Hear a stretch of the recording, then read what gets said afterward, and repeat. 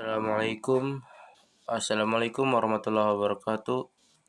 Nah, ini adalah video part terakhir, part 4 tentang Imam Hambali. Nah, jadi sudah di minggu-minggu yang lalu sudah ada video sebelumnya, bisa diklik di tombol di atas. Yang pertama itu ke biografi Imam Hambali. Nah, jadi biografinya itu adalah beliau berasal dari Marwa, Khurasan. Beliau diberi gelar Abu Abdullah Sadusi. Beliau ialah Abu Abdullah Ahmad bin Muhammad bin Hambal bin Hilal bin Asad bin Idris bin Abdullah bin Hayyain bin Abdullah bin Anas bin Auf bin Kasid bin Syaiban. Imam Ahmad termasyhur dengan nama datuknya Hambal. Karena itu manusia menyebutnya dengan nama Ibnu Hambal. Sedangkan Hambal adalah datuknya, sementara bapaknya ialah Muhammad. Ini adalah disebabkan datuknya lebih masyhur dari ayahnya.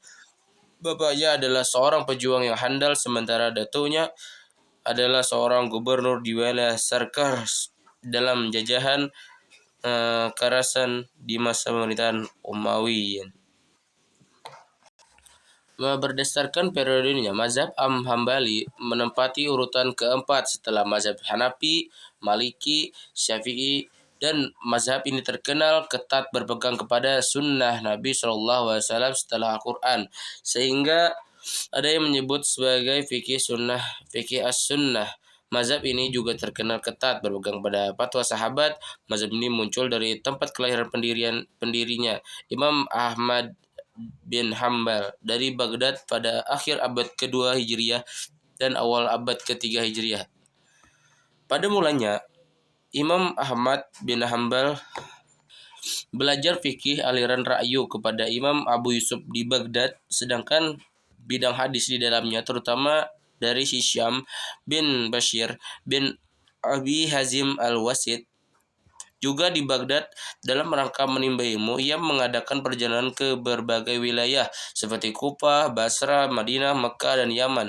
Di Mekah, ia sempat berguru kepada mendalami fikih dan usul fikih kepada Imam Asy-Syafi'i. Setelah sekian lama menuntut ilmu, pada waktu berumur 40 tahun, Imam Ahmad bin Hambali kembali ke Baghdad dan mencari tingkat kealiman yang memungkinkan untuk melakukan ijtihad secara mandiri. Dalam kemandirian dalam belajar itu, ia tidak menghiraukan apa pendapatnya sama dengan pendapat mujtahid-mujtahid lain atau berbeda, bahkan terhadap gurunya sendiri. Dengan bekal kemampuannya, ia mendirikan halaqah pengajian. Melalui halaqah pengajiannya itu, ia mengajarkan hadis dan menyampaikan hasil ijtihadnya yang kemudian terkenal sebagai mazhab Hambali. Berbeda dengan Imam Syafi'i yang metode istimbalnya usul fikih, Imam Ahmad bin Hambal tidak meninggalkan buku tentang metode istimbat. Metode istimbat Imam Ahmad bin Hambal dalam membentuk mazhabnya diperoleh melalui pengikutnya, fatwa fikihnya, serta melalui pernyataan-pernyataannya itu. Fikih Imam Ahmad bin Hambal dibangun atas 5 landasan, yaitu yang pertama yaitu nas, Al-Quran dan Sunnah Nabi Shallallahu Alaihi Wasallam. Yang kedua, fatwa sahabat, baik yang tidak diketahui ada perbedaannya di kalangan mereka maupun yang diperselisihkan. Yang ketiga, hadis mursal. Yang keempat, hadis daif. Yang kelima, qiyas. Nah, yang paling berpengaruh terhadap pembentukan mazhabnya selain nas adalah fatwa sahabat. Menurut Imam Ahmad bin Hambal, Al-Quran dan Sunnah Nabi SAW disebut sejajar pada peringkat pertama dalam Al-Quran urutan sumber hukum.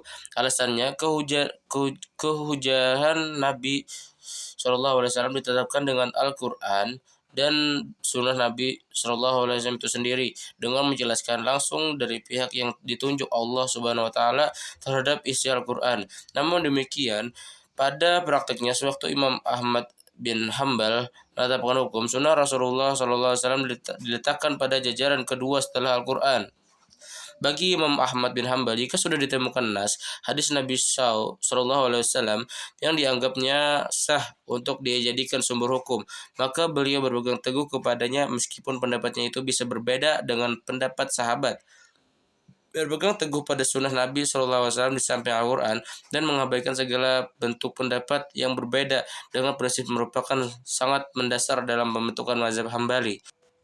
Dan juga Imam Hambali ini juga berpegang pada ijma sahabat bila benar-benar terjadi, misalnya ijma sahabat tentang wajibnya salat 5 waktu, puasa, zakat, dan haji sebagainya. Hal-hal yang telah diketahui umum dalam agama Islam. Jika ijma ini benar-benar terjadi, ada namun diingkarinya akan menjadi kafir setelah hukum satu masalah tidak terdapat dalam sumber-sumber di atas. Ia berpegang pada pendapat sebagian sahabat yang tidak diketahui yang menentangnya. Namun dalam hal itu tidak mengatakan sebagai ijma, meskipun diakuinya lebih kuat dari pendapat perorangan. Menurutnya tidak diketahui adanya perbedaan pendapat tentang suatu masalah tidak dapat dijadikannya bukti bahwa hal itu disepakati semua ulama ijma. Menurutnya baru dianggap terjadi bila masing-masing ulama secara tegas menyatakan persetujuannya. Selanjutnya, ia juga berpegang pada fatwa sahabat yang diperselisihkan dengan cara memilih pendapat yang menurutnya lebih dekat kepada Al-Quran dan sunnah Nabi SAW. Dalam hal ini, As-Saqafi menjelaskan bahwa Imam Ahmad bin Hambal berpegang teguh pada metode salaf, yaitu sahabat, dan dalam banyak hal hampir bersamaan menggunakan metode yang digunakan Imam Syafi'i. Imam Ahmad bin Hambal dan Imam Syafi'i merupakan dua orang tokoh yang sama-sama berada di mata rantai aliran hadis dan membentukkan mazhab fikih. Meskipun keterikatan Imam Ahmad bin Hambal kepada sahabat lebih kuat, hal itu disebabkan karena Imam Ahmad bin Hambal lebih banyak mengetahui pendapat sahabat sehingga banyak mewarnai mazhabnya. Jika tidak ditemukan hukum atau masalah dalam fatwa-fatwa sahabat, maka hadis mursal diterima dalam menentukan suatu hukum. Bukan saja hadis mursal sahabai, hadis yang diriwayatkan oleh seorang atau beberapa orang sahabat, tetapi tidak mendengar secara langsung dari Nabi Shallallahu Alaihi Wasallam. Bagi Imam Ahmad bin Hambal, kedua bentuk hadis mursal tersebut dapat diterima sebagai sumber hukum bila hukum suatu masalah tidak dapat ditemukan dalam sumber-sumber tersebut. Selanjutnya ia berpegang kepada hadis daif selama tidak menyangkut masalah-masalah hukum. Ahmad bin Hambal menerima hadis daif yang berhubungan dengan iswal, keutamaan amaliyah. Ia menerima hadis daif selama keadaifannya bukan disebabkan perawinya terkenal pembohong. Dalam hal ini ungkapannya terkenal adalah berpegang kepada hadis daif lebih aku suka daripada berfatwa dengan mengandalkan rasio. Perlu dicatat di sini bahwa hadis daif yang dimaksud adalah hadis hasan. Selanjutnya, sistematika sumber hukum mazhab fikih Hambali. Taha Jabir dalam kitabnya Adab Al-Ikhtikab dan Abu Zahra dalam kitabnya Tarik Mazhab Al-Fiqhiyah menjelaskan bahwa cara ijtihad Imam Ahmad bin Hambal sangat dekat dengan cara ijtihad Asy-Syafi'i. Ibnu Qayyim Al-Jauziyyah menjelaskan bahwa pendapat-pendapat Ibnu Hambal dibangun atas 5 dasar, yaitu an-nusuh dari Al-Quran dan As-Sunnah. Apabila terdapat ketentuannya dalam nas tersebut, ia berfatwa tidak mengambil yang lainnya karena itu nas didahulukan atas bahwa sahabat.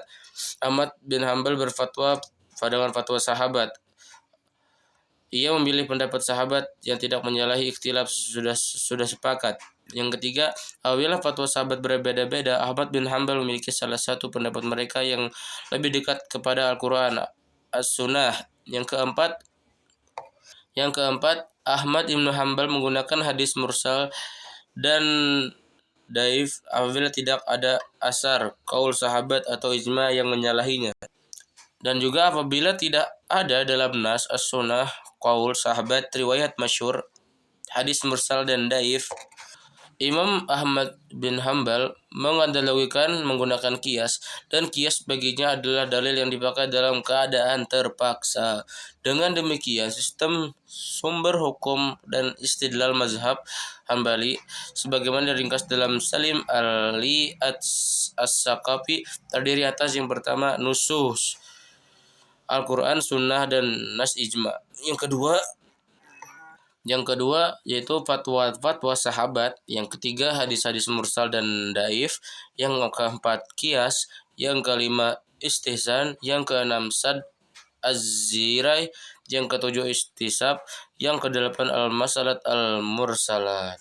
Ya, mungkin itu saja penjelasan tentang Imam Hambali, Imam Ahmad bin Hambali. Ya, mungkin sedikit saja itu dari ulun. Wallahu muwaffiq ila aqwamit thoriq. Wassalamualaikum warahmatullahi wabarakatuh.